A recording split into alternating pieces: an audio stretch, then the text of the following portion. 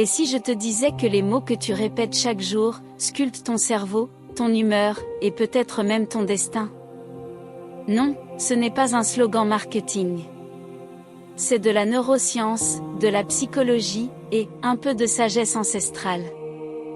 Dans cette vidéo, on va plonger dans le pouvoir réel des affirmations positives. Pas des phrases magiques lancées dans l'univers, mais des outils concrets pour reprogrammer ton cerveau, rebooster ta confiance et peut-être même, retrouver la foi, en toi, en la vie. Reste bien jusqu'à la fin. Tu vas découvrir comment créer tes propres affirmations puissantes. Et voir que les grandes traditions religieuses et spirituelles ont toutes utilisé ce pouvoir. Parfois depuis des millénaires. Prêt? On peut donc commencer.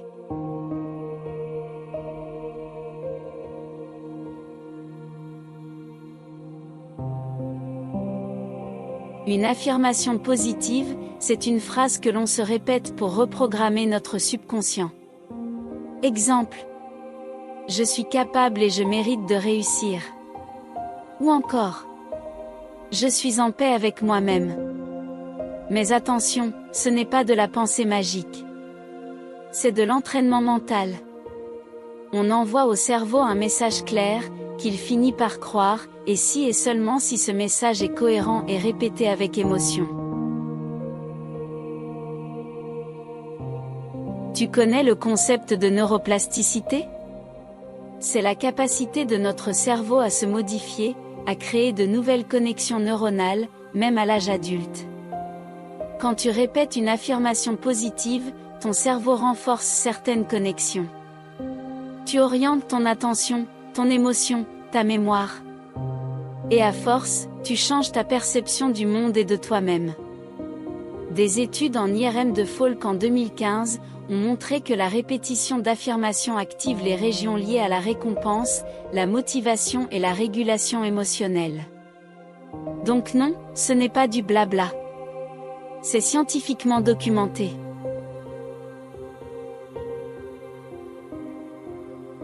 Oui, mais ça marche vraiment? Bien sûr, mais pas n'importe comment. Imagine, si tu dis « je suis riche » alors que tu es à découvert, ton cerveau va crier. Fake news. C'est pour ça qu'une affirmation doit être crédible, progressive, et ressentie émotionnellement. Exemple. Je gère mon argent avec sagesse. Plus réaliste. Plus puissant. Plus transformateur. Et c'est là que beaucoup se trompent. Les affirmations ne sont pas des mensonges qu'on se répète, mais des directions mentales qu'on choisit.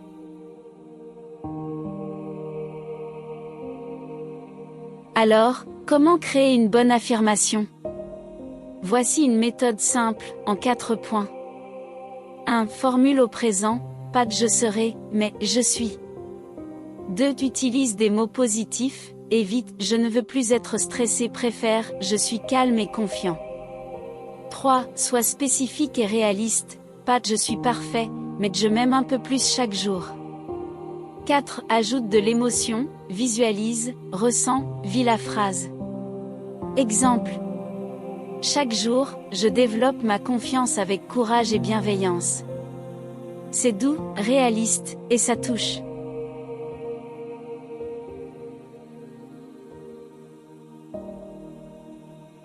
Tu sais que le mot mantra signifie à l'origine « instrument de l'esprit ». Les anciens l'avaient compris, les mots influencent nos pensées, qui influencent nos actions, qui influencent nos vies. Le psychiatre David Burns, pionnier des thérapies cognitives, le disait clairement. Les pensées que nous entretenons sur nous-mêmes façonnent notre réalité émotionnelle. Et comme disait Gandhi, vos croyances deviennent vos pensées. Vos pensées deviennent vos paroles. Vos paroles deviennent vos actions. Vos actions deviennent vos habitudes. Vos habitudes deviennent vos valeurs. Vos valeurs deviennent votre destinée. Traduit, ça veut dire. Attention à ce que tu te répètes. Ça devient ta vie.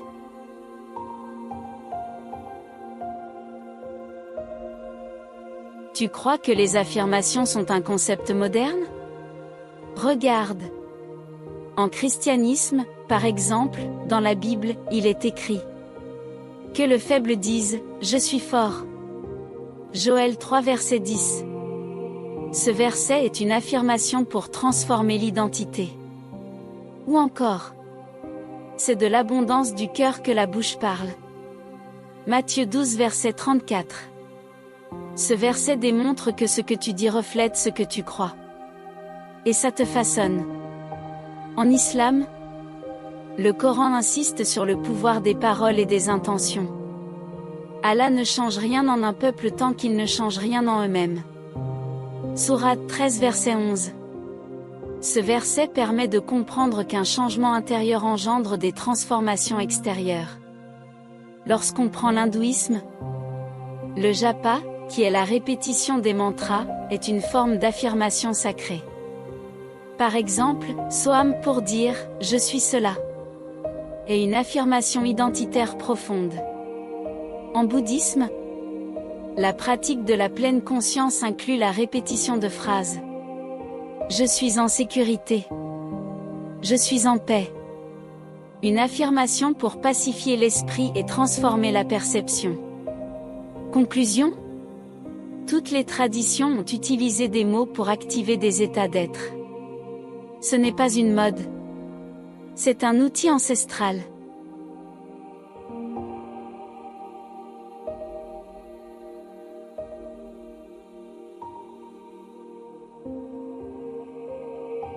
Faisons maintenant un récap rapide. Les affirmations positives ne sont pas magiques, mais neurologiques. Elles activent des zones précises du cerveau. Elles transforment notre dialogue intérieur. Elles existent depuis toujours, dans les sagesses spirituelles. Le secret ? C'est la répétition, l'émotion et la cohérence. Fais simple. Sois vrai. Et persévère.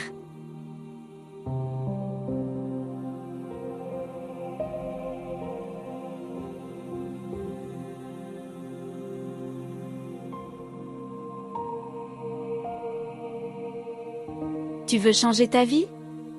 Commence par changer ce que tu te dis tous les jours. Car, ce que tu répètes devient ton identité. Ce que tu crois devient ta réalité.